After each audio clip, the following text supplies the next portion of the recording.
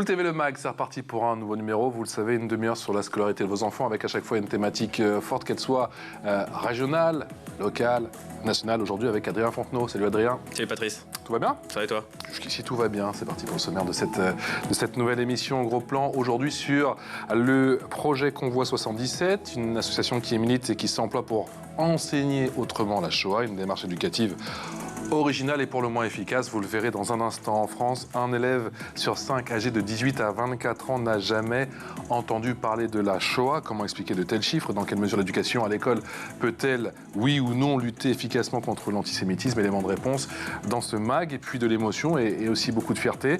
Une école dans le Nord rend hommage à une rescapée. On verra ça dans un instant avec Adrien Fontenot qui nous sortira sa loupe. C'est parti pour l'expression orale. L'expression orale, c'est avec Claire Podetti. Bonjour, merci de nous avoir rejoints dans School TV Le Mag. Vous êtes enseignante en histoire-géographie, coordinatrice du projet européen Convoi 77. Bonjour, et bonjour également à Georges Mayer, qui est le fondateur de ce Convoi 77. Bonjour Georges, merci d'avoir accepté notre invitation. Tout d'abord, avant bien sûr de parler de votre projet qui existe depuis 2015, est-ce que vous pouvez nous dire ce qu'évoque pour vous la Shoah ? Alors écoutez, commençons par des choses un peu personnelles. La Shoah est pour moi quelque chose de très proche puisque je suis le fils d'un des survivants du dernier grand convoi, donc le convoi 77, qui a quitté la France le 31 juillet 1944 pour le camp d'extermination de Drancy. Mon père a été un des survivants de ce convoi. Et c'est une des raisons pour lesquelles j'ai souhaité poursuivre le travail de transmission qui avait été entrepris par les premiers témoins. Et comme vous le savez aujourd'hui, ces derniers témoins sont en train de nous quitter. Justement, Georges, dans quelle mesure justement ce convoi 77 a une dimension emblématique dans l'histoire ? Alors, il a une dimension emblématique pour plusieurs raisons. D'abord, comme je vous l'ai dit précédemment, c'est le dernier grand convoi. Nous sommes le 31 juillet 1944. Nous sommes vraiment à une époque où il est clair pour tout le monde que les nazis ont perdu la guerre. Il y a eu un attentat contre Hitler le 20 juillet qui n'a pas eu des résultats favorables, mais les Alliés ont débarqué déjà depuis le mois de juin en France, en Normandie. Il est évident que c'est la fin de la guerre et qu'elle s'approche de plus en plus, et malgré cela, Alois Brunner, qui est le nazi qui commande le camp de Drancy, décide de faire partir un dernier grand convoi. Et comme il n'a pas suffisamment de personnes à mettre dans ce convoi, il va faire rafler plus de 300 enfants qui sont dans des orphelinats juifs de la région parisienne. Ces enfants sont des enfants qui, pour la plupart, ont déjà perdu leurs parents qui ont été déportés souvent en 42 ou en 43. Et il va donc faire prendre tous ces enfants dans la nuit du 21 et du 22 juillet 1944 dans 5 ou 6 orphelinats. Et ils seront donc plus de 300 à rejoindre 1 millier d'adultes pour faire partie de ce dernier grand convoi. Le dernier élément qui est important en ce qui concerne, comme vous le disiez, le fait que ce convoi est un convoi emblématique, c'est qu'il y avait dans ce convoi des personnes qui étaient nées dans 33 pays différents. Georges, 20%, je le disais à l'introduction de cette émission, 20% des 18-24 ans en France n'ont jamais entendu parler de la Shoah à l'école. Enseigner autrement la Shoah, avec une autre démarche, une démarche ô combien pédagogique, c'était une obligation, c'était une évidence? Alors c'était effectivement pour nous une évidence dans la mesure où nous avons été très étonnés de voir ces chiffres. En fait, il est clair que depuis près de 30 ans en France, l'enseignement de la Shoah est obligatoire dans les programmes de l'éducation nationale. On parle de la Shoah dans un premier temps à l'école primaire, puis ensuite au moins à 2 reprises, une fois au collège et une fois au lycée, et il est difficilement compréhensible que l'on obtienne des chiffres de cette nature.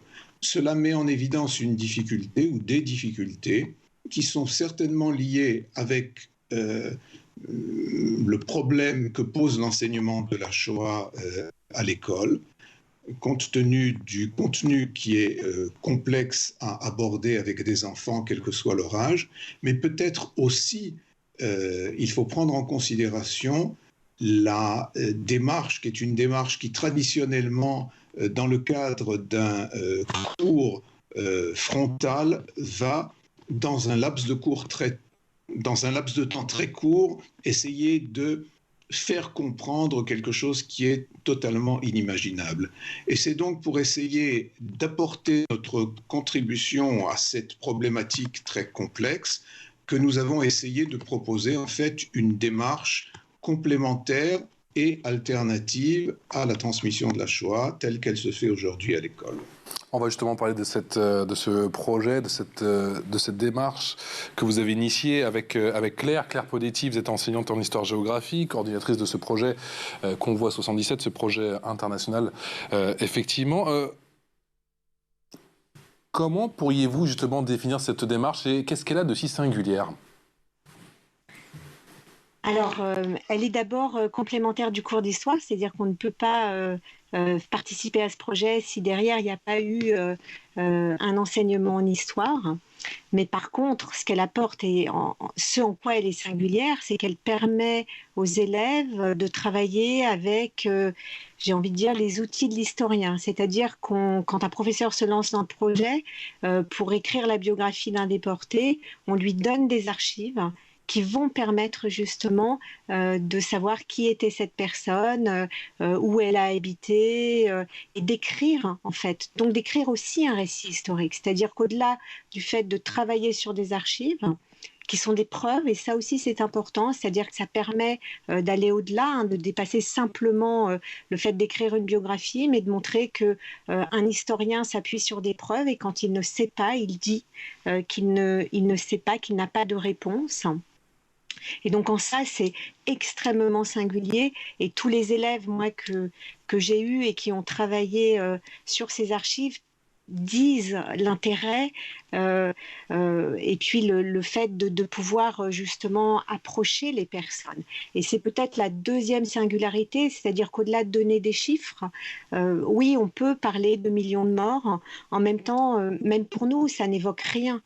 Par contre, quand on retrace la vie d'une personne, d'abord on poursuit le travail de Serge Klarsfeld, c'est-à-dire on redonne vie, on voit le parcours qu'elle a eu avant la fin, et donc on rend l'histoire sensible, indéniablement, et ça c'est assez fabuleux avec les élèves. Et la grosse différence, effectivement, avec votre démarche, Georges Mayer, travailler sur le destin d'une personne, ça change tout, ça fait la différence. Alors c'est effectivement la spécificité de ce projet, c'est-à-dire que nous proposons à une classe, à des élèves, un enseignant et des élèves qui vivent aujourd'hui dans la ville ou le village où était né un déporté du Convoi 77, que ce soit en France ou dans l'un des 33 pays de naissance des déportés du Convoi 77.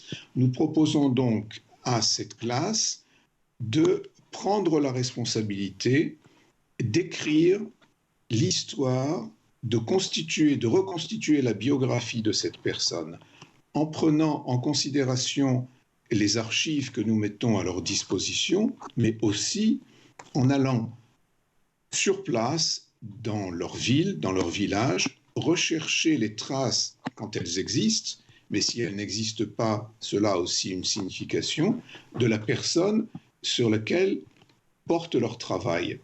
Ils ont la possibilité aussi d'aller, par exemple, à la mairie, rechercher des documents plus spécifiques concernant la naissance ou le mariage de cette personne lorsqu'elle s'est mariée dans cette ville. Ils ont la possibilité de lire la presse de l'époque et de rechercher, par exemple, des informations sur la vie de la communauté juive ou des personnes sur lesquelles ils ont la possibilité de travailler. Bref, Au cours de cette démarche, ils vont apprendre énormément de choses sur leur ville ou sur leur village. Ils vont apprendre beaucoup de choses sur l'histoire de la Seconde Guerre mondiale, éventuellement l'histoire d'une communauté juive qui existait là et qui existe peut-être encore là où ils vivent aujourd'hui.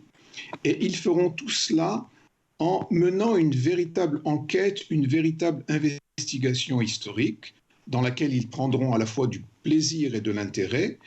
Et vous voyez bien qu'il s'agit d'une démarche totalement différente où les enfants sont d'abord les initiateurs de ce projet, l'enseignant étant une personne qui est là pour les guider, pour leur indiquer le cadre dans lequel ils ont la possibilité de travailler, mais ce sont eux qui ont véritablement la responsabilité de mener cette enquête historique depuis la consultation des documents en passant par la visite des lieux où la personne a eu la possibilité de vivre et d'échanger avec son environnement. Et donc, ensuite, à la fin de ce projet, d'écrire la biographie de cette personne qui sera ensuite publiée sur le site de notre association. Claire Podesi, ce qu'on comprend finalement avec Convoi 77, c'est que l'enseignement de la Shoah à l'école, dans les cours d'histoire géo, ne suffit plus. Les élèves ont besoin d'être plus en prise avec le réel. C'est pas forcément le réel, c'est avec une histoire sensible, je dirais. Et pour rebondir sur ce qu'a dit Georges, le fait de travailler sur l'histoire locale, de redécouvrir le lieu que l'on parcourt en allant au collège et de voir qu'il s'est passé des choses, que les lois de Vichy d'ailleurs ont peut-être été appliquées différemment, que certaines personnes ont permis aussi de sauver et de comprendre que l'histoire n'est pas forcément téléologique, c'est-à-dire c'est pas une succession de causes et de conséquences, mais qu'on a aussi chacun une marge de manœuvre. Parce qu'en fait, ce qu'on vise aussi à travers ce projet, c'est pas de regarder ce qui s'est passé dans le passé seulement, c'est de construire une société et de faire comprendre aux élèves que certaines personnes ont pu, comme le montre Laurent Joly, des policiers, donner des outils à leurs agents pour défoncer les portes et arrêter les personnes. D'autres ont été prévenir. Et ça, à travers ce projet, on voit que localement, il y a eu des situations totalement différentes. Et donc, ce que ça donne, c'est pas... en fait, ça rend l'histoire vraiment très sensible. Claire Poletti, vous avez initié l'un des premiers projets en 2016. Comment on construit justement un projet 77 ? Ce sont les élèves qui ont la main ou c'est le prof d'histoire géo ? Eh bien, les deux, j'ai envie de dire. C'est-à-dire qu'effectivement, il vaut mieux qu'on ait un train d'avance quand même sur la recherche archivistique, c'est-à-dire au-delà des archives que nous donne l'association, après on mène l'enquête. Mais l'idée, c'est que les élèves soient également initiateurs. Donc, on leur laisse... alors moi, je mène des projets en interdisciplinarité et on a 1 heure en plus avec ma collègue de français. Et donc, parfois, on va au CDI et puis on leur dit maintenant, où peut-on trouver des archives ? À votre avis, quelles pistes ? Et bien sûr, on les accompagne. Après, dans l'écriture, pareil, c'est-à-dire que c'est eux qui vont trouver des thématiques qu'ils ont envie d'aborder, les approfondir. Donc, il y a vraiment, l'idée c'est de rendre les élèves acteurs, mais bien sûr on les encadre, on les aide parce que parfois c'est extrêmement compliqué, hein, mais il y a des élèves qui nous surprennent. Vraiment, tous les ans on a des élèves qui trouvent des choses assez fabuleuses. Et ça donne lieu d'ailleurs à parfois parce que la forme est libre, j'imagine. J'ai vu que ça pouvait donner lieu à des expositions, même des podcasts et autres. Ah, c'est fabuleux. Les déclinaisons au-delà de la biographie, qui est l'élément qu'on demande à chaque professeur, c'est-à-dire de rédiger au moins une biographie de la personne.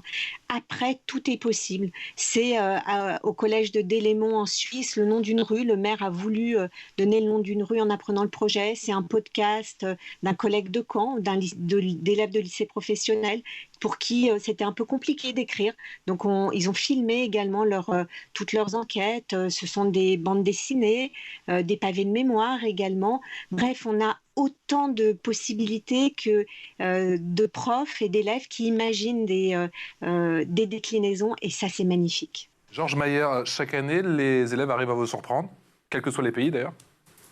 Tout à fait. Je dois dire qu'une des premières surprises est venue des élèves de Claire dans un des premiers projets, puisqu'au-delà de la biographie, avec l'aide d'un metteur en scène, Claire et ses élèves ont écrit une pièce de théâtre qui, au-delà de la biographie, reconstituait l'histoire de cette personne. Les élèves ont écrit le texte, certains ont écrit le texte, d'autres ont joué la pièce, d'autres ont réalisé les décors et les costumes, et cette pièce a été jouée devant les parents et ensuite présentée aux responsables, bien sûr, de l'établissement, mais aussi de la mairie de Palaiseau. Donc ça, c'est un des premiers exemples qui nous a beaucoup étonnés, puisqu'en fait, en l'occurrence, le professeur et les élèves ont été bien au-delà du projet qu'on leur proposait au départ.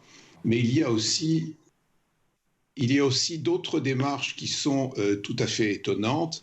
Un projet a été réalisé, par exemple, au Maroc, dans un établissement scolaire. Alors, je dois dire que parmi les pays de naissance des déportés du convoi 77, plus de 200 d'entre eux étaient nés dans des pays du bassin méditerranéen, comme l'Algérie, qui était à l'époque département français, comme le Maroc, comme la Tunisie, comme l'Égypte, comme la Turquie.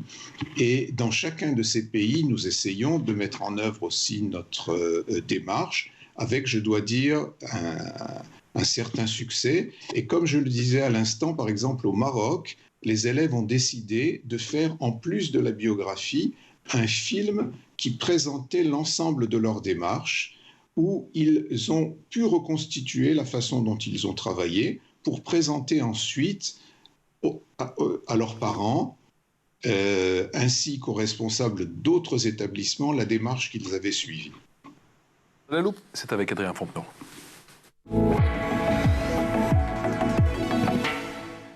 Adrien, direction sans plus tarder le nord de la France, avec une bien belle histoire. Oui, à Wascal plus précisément, et la rue Turgot, c'est ici que se trouvait l'école du même nom il y a quelques mois encore. Alors elle n'a pas fermé ou été détruite, non, elle a simplement été renommée et l'école Turgot est devenue l'école Lily Keller Rosenberg. L'inauguration a eu lieu en juin dernier. La principale intéressée a décrit ce jour comme le plus beau de sa vie. Alors qui est Lily Keller Rosenberg, appelée également Lily Léniel? C'est une femme de 91 ans. Et pas n'importe quelle femme, puisqu'il y a 80 ans, elle était déportée dans les camps nazis et est aujourd'hui une des dernières survivantes de la Shoah. Sa famille est arrêtée dans le nord de la France, justement, en octobre 1943. Avec sa mère et ses deux frères, ils sont rapidement transférés à Ravensbrück, où elle côtoie Geneviève de Gaulle-Antonios, puis à Bergen-Belsen, où elle croise Anne Frank et Simone Weil. La famille vit ce que Lily Keller Rosenberg décrit comme un supplice dans son ouvrage « Et nous sommes revenus seuls », un supplice qui aura duré 1 an et demi, et avant d'être libéré en avril 1945 par l'armée britannique, son père, déporté lui près de Weimar, a été fusillé quelques jours avant la libération du camp. Une histoire dont il faut parler, une histoire ô combien forte qu'il faut absolument transmettre, et c'est ce que fait cette école. Oui, c'est une histoire empreinte d'émotion pour cette nonagénaire. Ce n'est pas la première fois qu'une école porte son nom. Un autre collège du nord de la France est également inauguré en 2019, mais là, c'est encore plus particulier. Il y a 1 an, elle tient une conférence sur son histoire face à des élèves de CM1 et CM2 dans cette école. Un échange qui touche profondément ces jeunes écoliers selon leur maîtresse. Et je vous disais en début de chronique que cet établissement était nommé Turgot, mais en fait ce n'est pas véritablement un nom, c'est plus un emprunt du nom de la rue. Vous me voyez venir, bouleversé justement, les élèves ont fait une demande à la mairie, dans un courrier à Stéphanie Ducret, une idée transmise ensuite au conseil municipal et évidemment validée. Dans cette école fraîchement renommée, Lily Keller Rosenberg a salué cette démarche. Je compte sur vous, j'ai confiance en vous, a-t-elle lancé à ses élèves. J'ai l'impression que le message est bien passé et que le devoir de mémoire a trouvé de nouveaux ambassadeurs. On est bien d'accord, une bien belle histoire. Georges Mayer, la disparition des survivants, c'est ce qui a fini de vous convaincre justement de mettre en place ce projet? Bien évidemment, juste revenir un instant sur cette expression de devoir de mémoire que je préfère remplacer par un travail de mémoire. Il ne s'agit pas d'un devoir dans les deux sens du terme, il s'agit plus précisément d'un travail pour non seulement resituer des événements terribles qui s'y sont passés il y a de cela à peu près 80 ans, mais surtout pour leur donner un sens dans la réalité d'aujourd'hui. C'est aussi une façon de mettre en évidence qu'au-delà des victimes, et Claire l'a très bien dit tout à l'heure, il y a aussi ceux qui ont participé, ceux qui ont été les collaborateurs, ceux qui se sont mobilisés et quelquefois au péril de leur vie pour éviter que des choses terribles se passent. C'était le cas de policiers, c'était le cas d'un certain nombre d'autres personnes en France comme ailleurs. Et donc de donner une compréhension globale de ce qui se passe, de ce qui peut, se passer dans une situation tout à fait exceptionnelle comme celle qu'ont connue les générations qui nous ont précédés pendant la Seconde Guerre mondiale. Et ceci afin de permettre aux adolescents d'aujourd'hui d'essayer de comprendre quelles sont les problématiques auxquelles on peut se retrouver, je dirais, concerné lorsque il y a une situation de conflit comme cela, et d'avoir cette conscience qui permet ensuite de prendre les bonnes décisions et de savoir de quel côté on se trouve. Georges Mayer, votre père, vous le disiez en début d'émission, effectivement était un survivant du convoi 77. Il parlait très peu de cet épisode ô combien douloureux. Et pourtant, j'ai lu que vous dites que la Shoah était omniprésente à la maison. Expliquez-nous.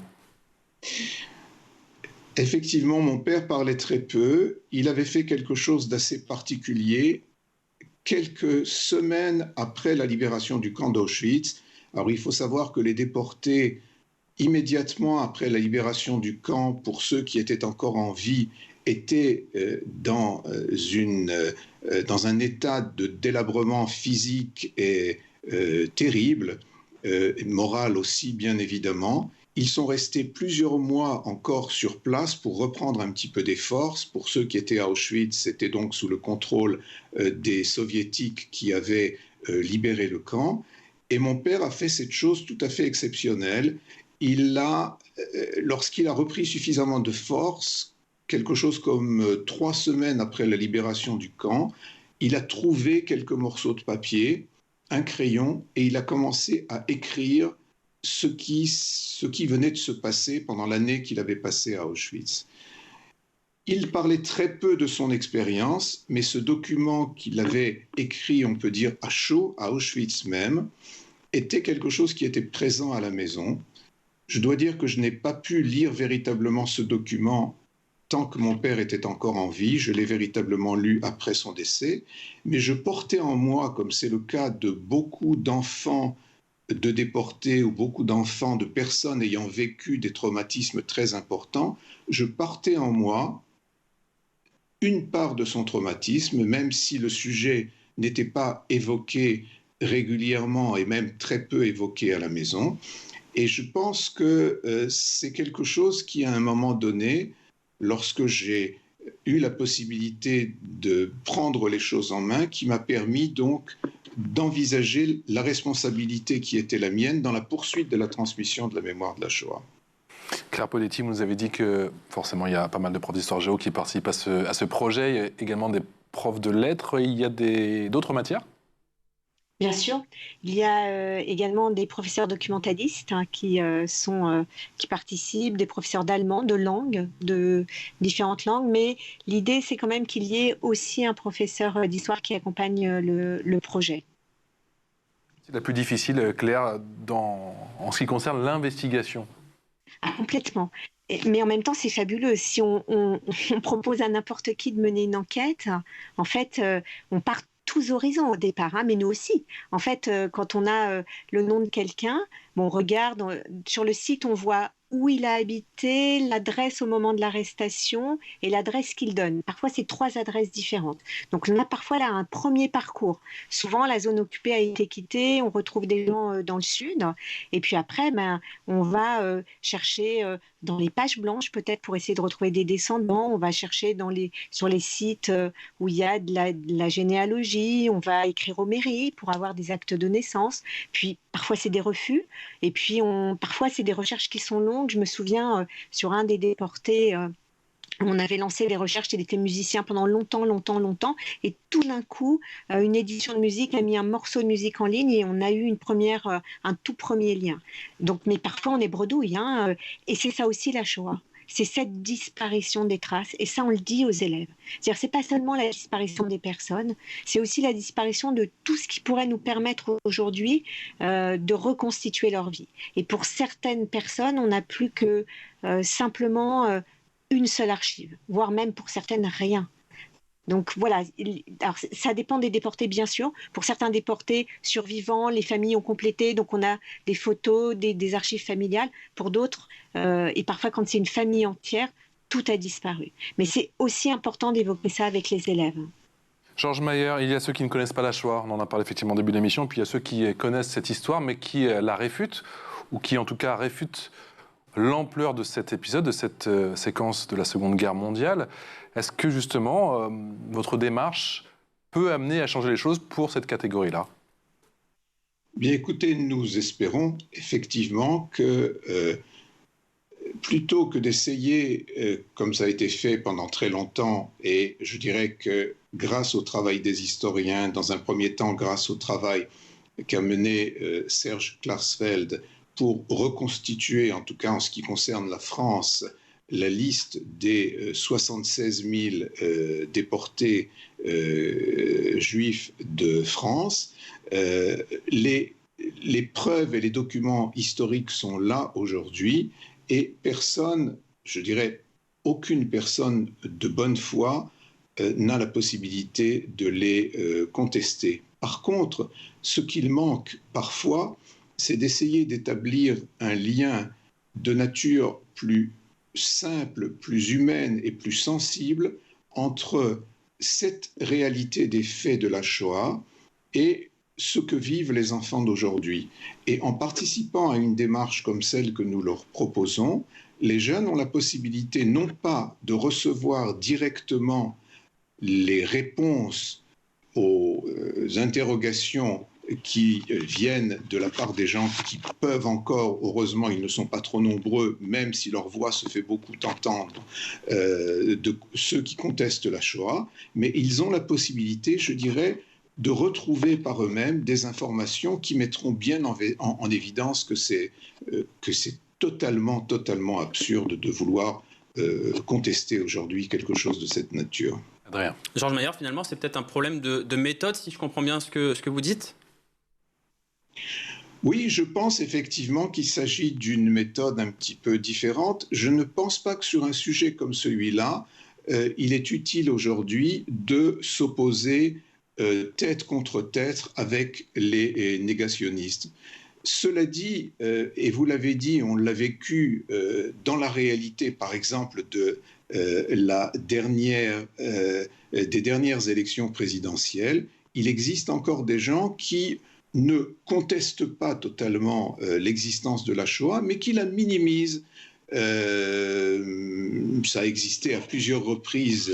Il y a de cela pas mal d'années, lorsque l'on parlait d'un détail à propos de la Shoah, ou lorsque maintenant d'autres candidats à d'autres élections présidentielles, quelques 50 ans plus tard, viennent dire que vraisemblablement le gouvernement de Pétain a sauvé des Juifs, ce qui est totalement incompréhensible. Mais ce qui met bien en évidence que ce débat historique n'est pas clos et qu'un certain nombre de gens, pour des raisons pas toujours compréhensibles, mais pour des intérêts politiques évidents, recherchent à modifier, à remettre en cause les enseignements de l'histoire.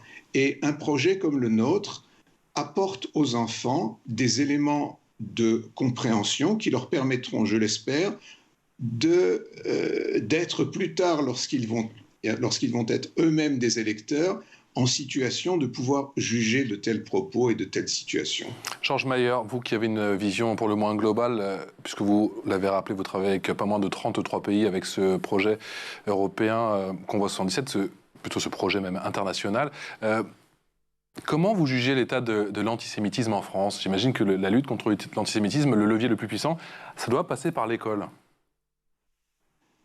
Bien sûr, l'école joue à l'heure actuelle un rôle très très important pour lutter contre le racisme, l'antisémitisme et toutes les formes de discrimination.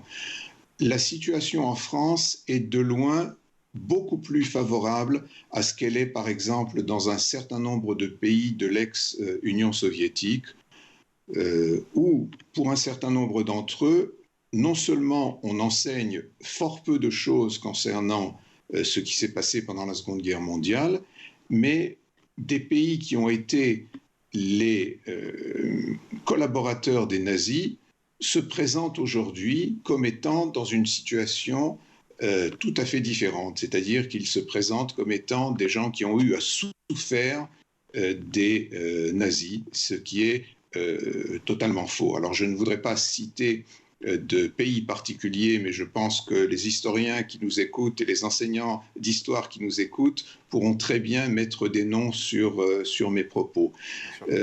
En ce qui concerne la France, les choses sont tout à fait différentes.